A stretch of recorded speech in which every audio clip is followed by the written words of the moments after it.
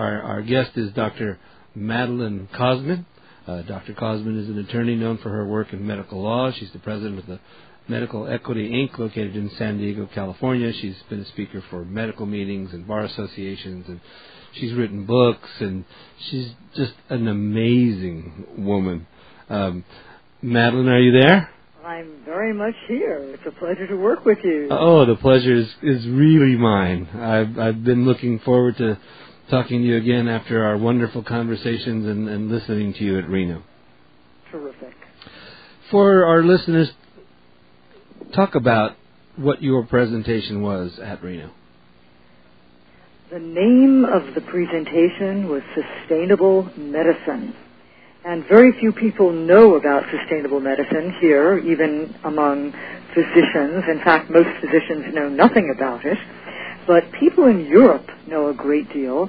And if any one of our listeners wants to go on to Google, just try putting in the two words, sustainable medicine, and you'll get something extraordinary, something like 5,850,000 references, because sustainable medicine is the attempt by the Agenda 21 proponents to completely transform our ideas of high-tech scientific medicine, and particularly to eliminate certain important high-tech medical devices and techniques.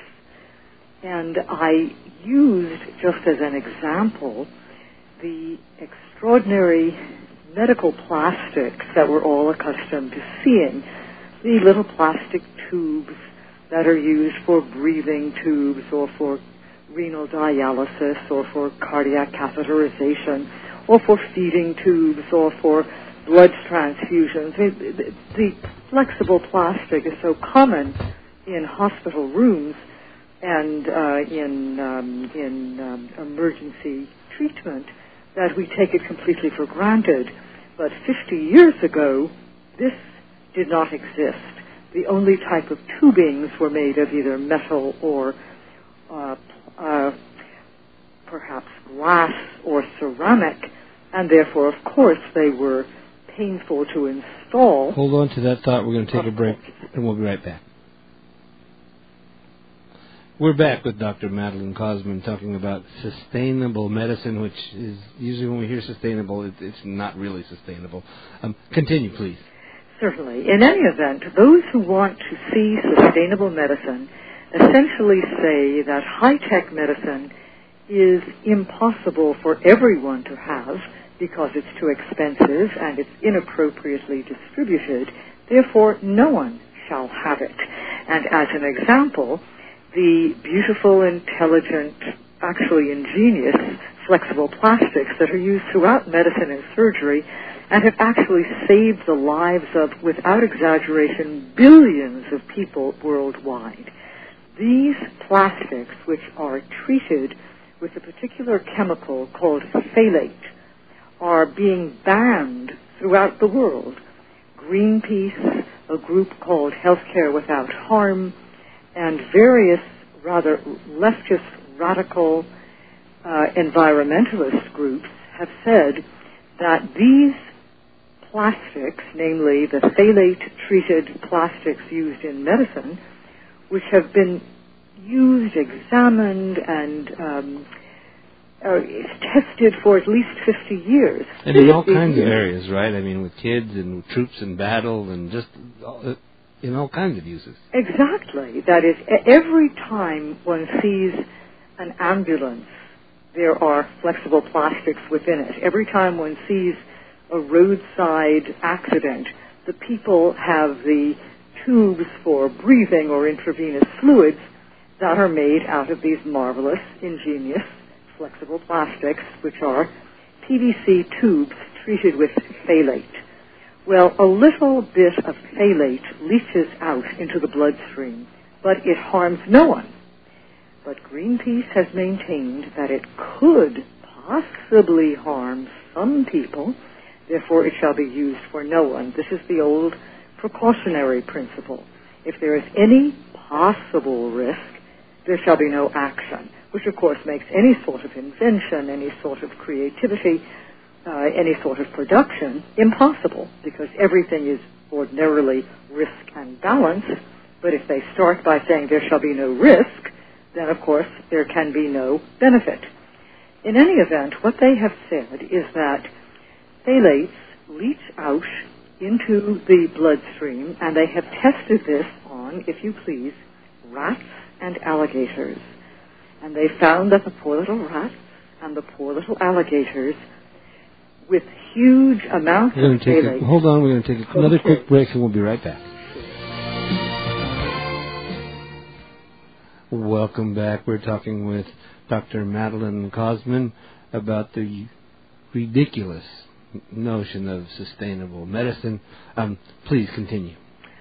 You're absolutely right that this is ridiculous, and your listeners will recognize precisely how ridiculous when I tell you that the experiments that had been done, not on people, because for people there's no problem whatsoever, but the experiments had been done on rats and alligators, and apparently the rats and the alligators had shriveled penises.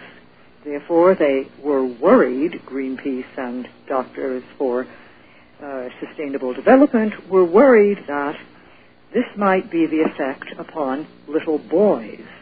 Therefore, because infants, prenatal, or I should say the neonatal rescue tubes used for these premature infants might conceivably affect the genitalia of baby boys, this is reason to eliminate the flexible plastics from all of medicine and surgery.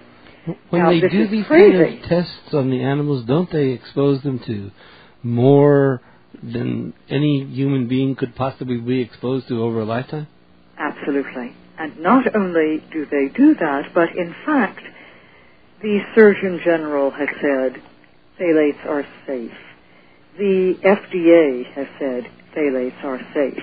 But the Environmental Protection Agency has said, maybe phthalates are carcinogens, and maybe they will harm the testes of infant boys. Maybe. In which case, get rid of them.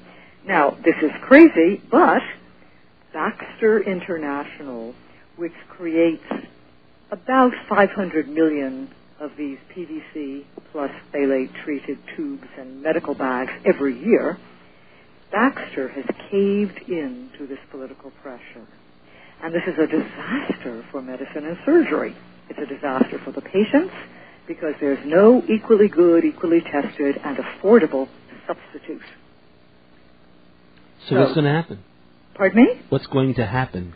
Well, they're looking for a substitute, but, and in fact in Europe there are some substitutes, but it is highly likely that these substitutes, which have not been anywhere as well tested and as examined, are going to prove to be, under the precautionary principle, potentially dangerous, in which case they also will be banned.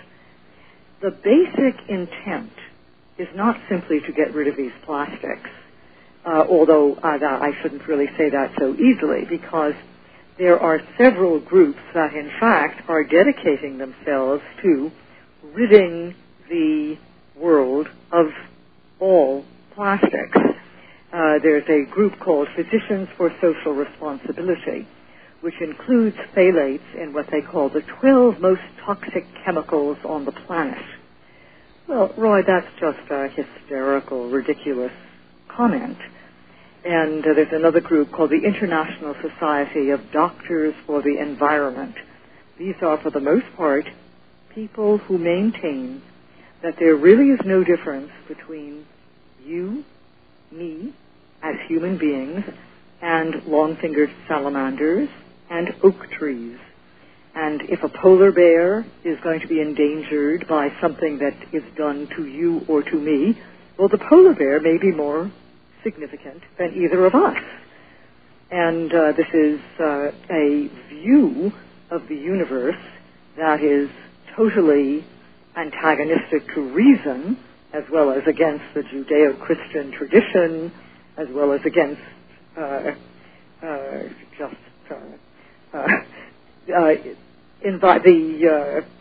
civilization of humankind.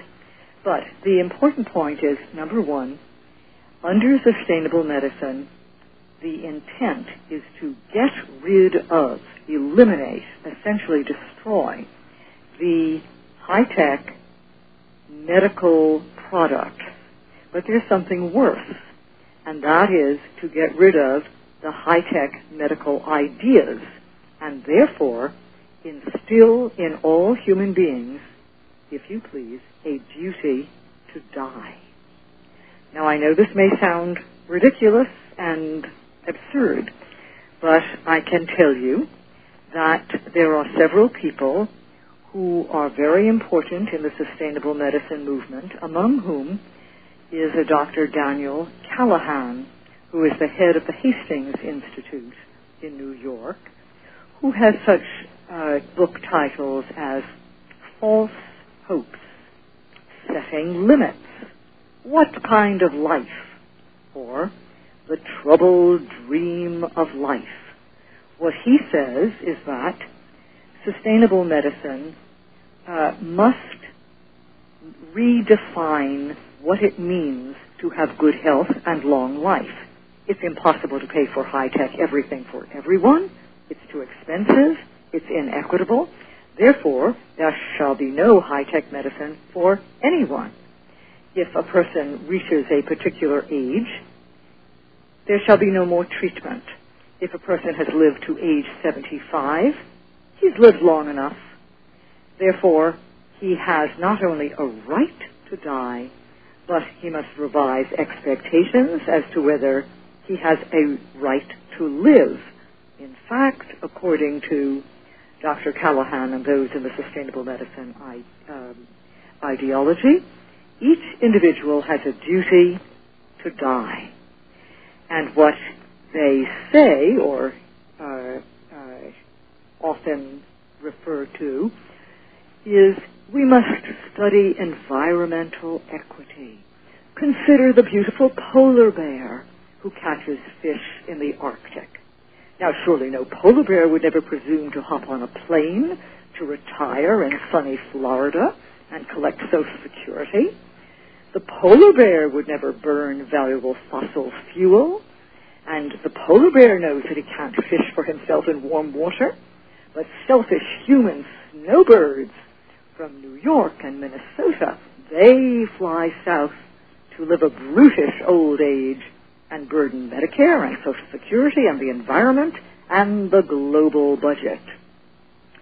Well, this is quite ridiculous, but in fact, those who believe in sustainable medicine believe that human beings are only one strand in nature's beautiful web, and we're not an important strand, we're just an ordinary strand, and therefore we deserve no more long life, no more attention, no more lavishing of medicine and surgery upon us than would be so for any polar bear or dog or horse or salamander, or for that matter, cauliflower or squash. I'm just speechless. It's just Good. Incredible. How did you get into this?